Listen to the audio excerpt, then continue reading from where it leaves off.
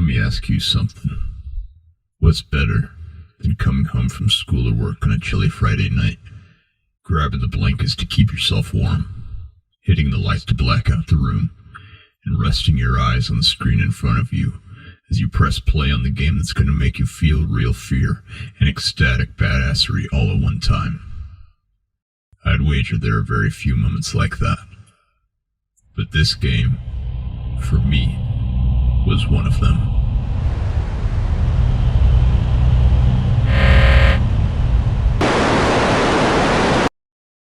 I'm Max.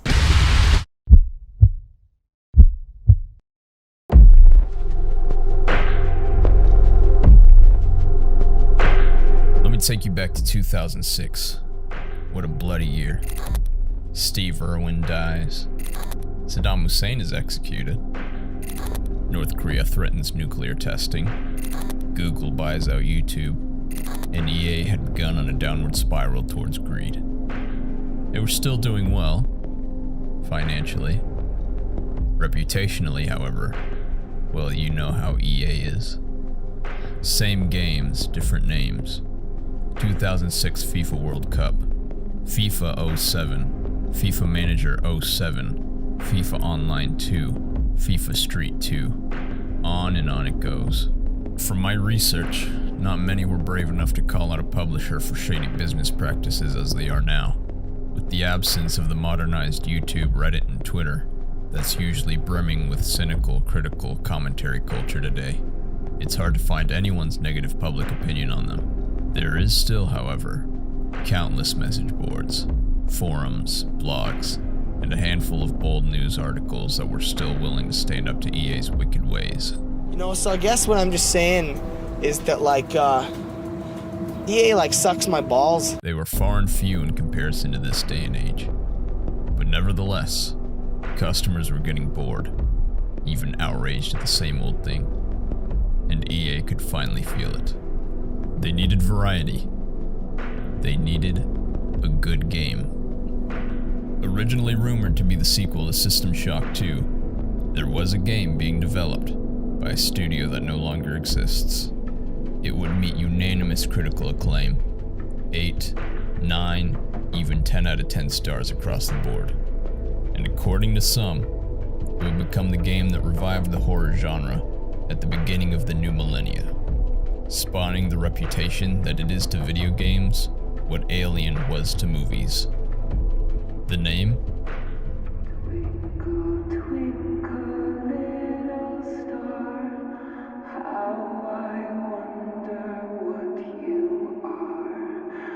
Dead Space.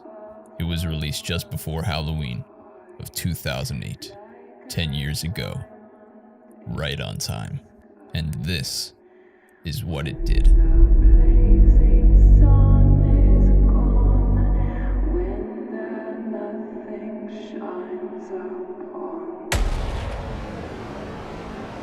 I was about to be a freshman in high school. My buddy had just found out about Dead Space 2 releasing, and he told me if I've ever played those games, and I said no. He said, oh, you need to play the first one before you play the second one. And I told him what it was about. He told me it was a stereo game in space. And I said, cool, let's get it. And so there we go.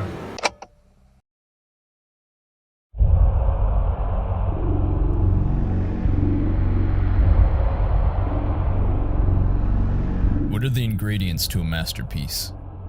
Third person, horror, shooter, survival. These alone aren't much to write home about. But together, with the right hands molding them, it could turn out to be worth a bit of your time. A campaign that's 12 hours, which promises to be one of the most horrifying you'll ever live through. In gaming, at the very least. To quote the Dead Space executive producer Glenn Schofield, we wanted to create the most terrifying game we could, and keep the player on the edge of his seat the entire time. A simple goal, but all of us here aren't interested in good intentions or enraptured claims. We've heard the same story for No Man's Sky, Star Wars Battlefront 2, Mass Effect Andromeda, all space operas, all failures. and the last two were both published by the exact same conglomerate, Electronic Arts. Granted, Dead Space was released many years before these titles, but the stigma was all the same. We want results in the final product that we're purchasing, and at a fairly substantial sum no less. So could they deliver? I felt scared as crap because it was like a pale, bloody, hodgepodge of bones and stuff coming at you. And, it was just scary. It was the first. It was weird. It was weird. It made me uncomfortable.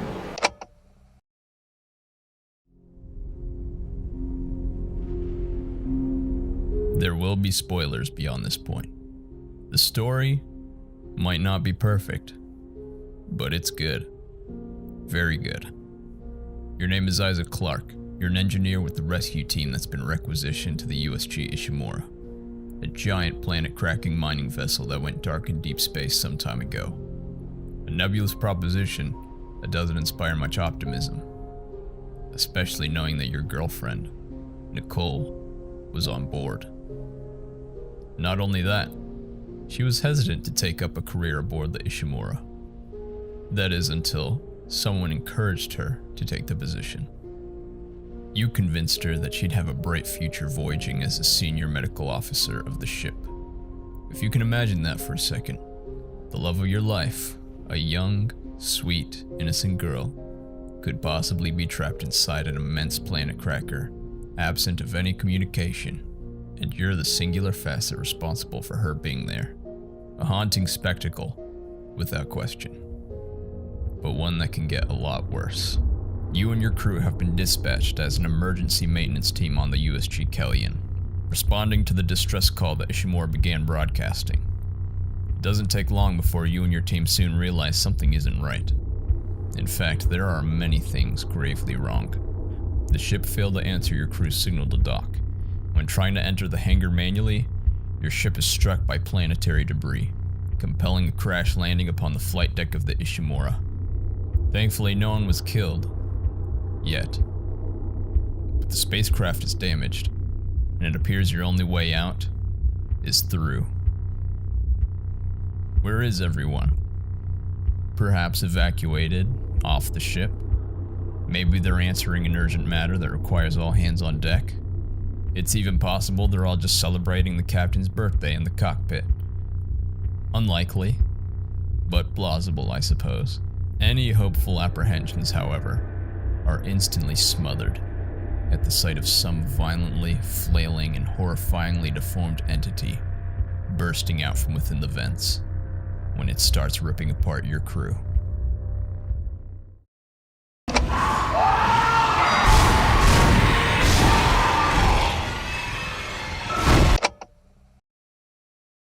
One, shoot everything that move. 2, shoot everything that don't move. 3, shoot everything that may move.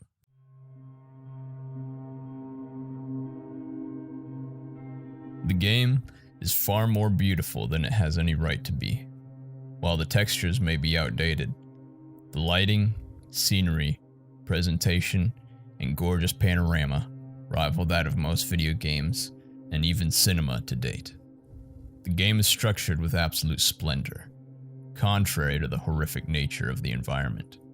With stunning set piece one after the other, where right around the corner is a potential masterpiece of level design for your eyes to engorge and admire. It's a wonder how the graphics alone didn't earn the series superior recognition. I still vividly remember some of those masterfully crafted spectacles. Like when you're flying through space, and there's this breathtaking use of lighting and cinematography, if that's what you can call it. I'm entirely engaged in the world they built. I am currently not Max on planet Earth for the time being. I am Isaac Clarke, in one of the many fissures of the cosmos. Immersion plays one of, if not the biggest role in Dead Space's many advantages over other titles, as it manages to take you away from the world you've been comfortable living within, into a fresh, brand new, terrifying space.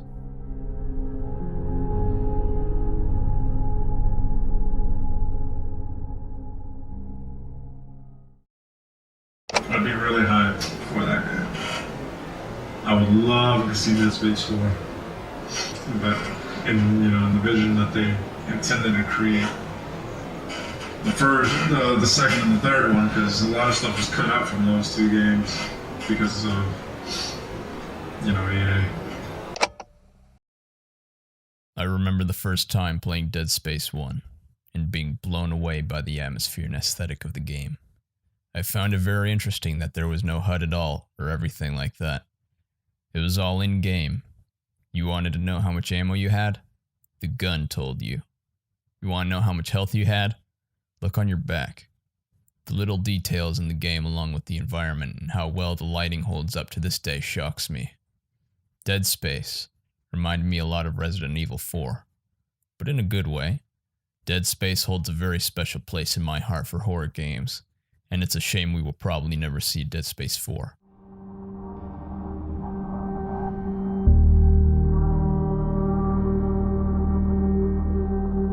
There's blood on your hands, but it's okay. It's just Nicole's blood. I meant to say necromorph blood. Yeah, that's right. I think. I don't know. Contrary to the graphic and supposedly desensitizing nature these games showcase, specifically the senseless blood, gore, screaming, and famously butcherly death scenes, a closer examination indicates there's a stronger significance than meets the eye, traversing fairly deeply into mental disorder, including PTSD, schizophrenia, and insanity throughout the franchise. Although many may accurately point out that the story convolutes itself into a complex mess later on in the series, one thing that stays consistent are profound themes of psychology, failure, and trauma on the mind of not just our main character, but to possibly us as well, the player.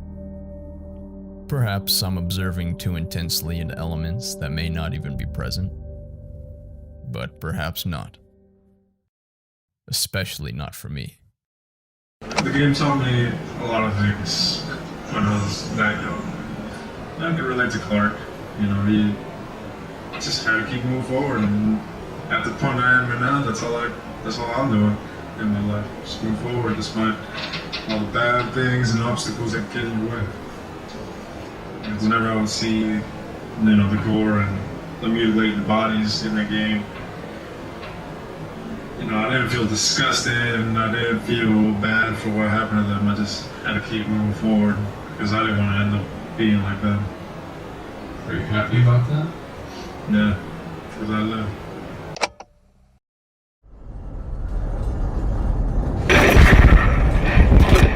Isaac, it's me. I wish I could talk to you. I'm sorry. I'm sorry about everything. I wish I could just talk to someone.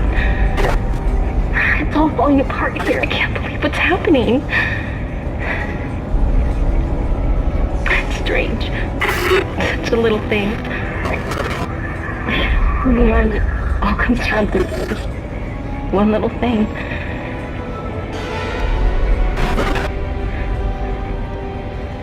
I didn't want it to end like this. I really wanted to see you again. Just once. I loved you. I always loved you.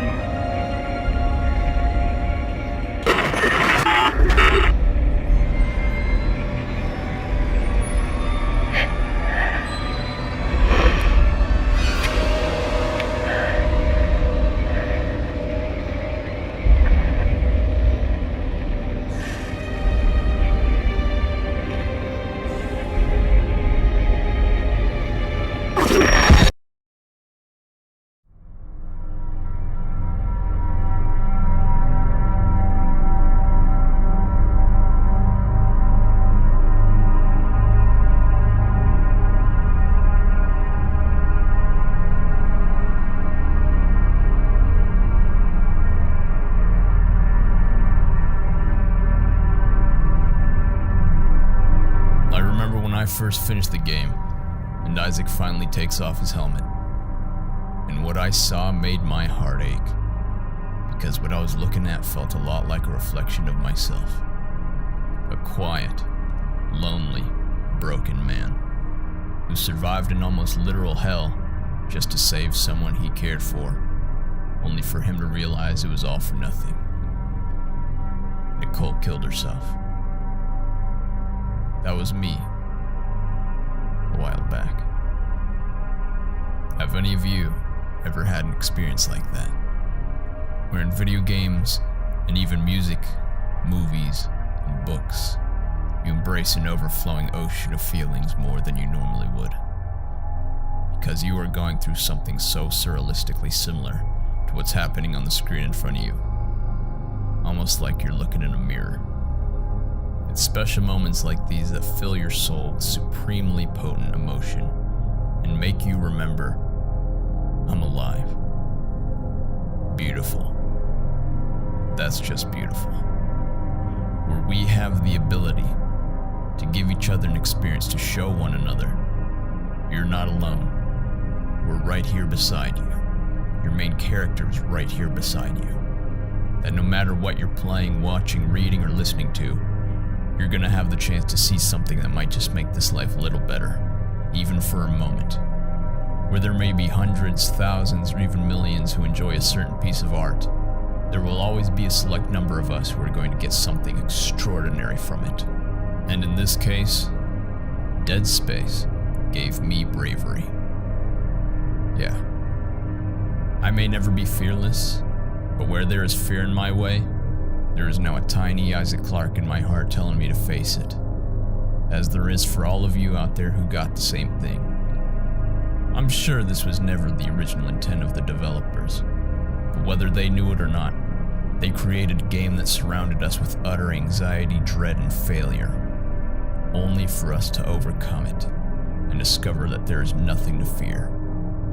At least that's what I obtained from it. Without a doubt, video games possess such powerful gravity within, and are perhaps one of the most impactful pieces of media we have, as it is the one that most closely resembles our human experience through interaction. And when you create a game such as this, where your interactions are so visceral, it's unreasonable to assume this will not affect you in one way or another. And while there will always be a number of those misinformed that believe video games are the source of all evil, I can at least tell you that when I was at a low point, a plasma cutter, dismembering aliens, and a heart-wrenching drive to save just one life was exactly what I needed at that time. As I hope it was for all of you who played it, and as I hope it will be for all of you who will soon play it. I love Dead Space. I truly hope to see Isaac Clarke again. And even if we never get another game, that's okay. Because I still see him when I look in the mirror. There's nothing to be afraid of. Thank you, Visceral Games. Thank you, everyone.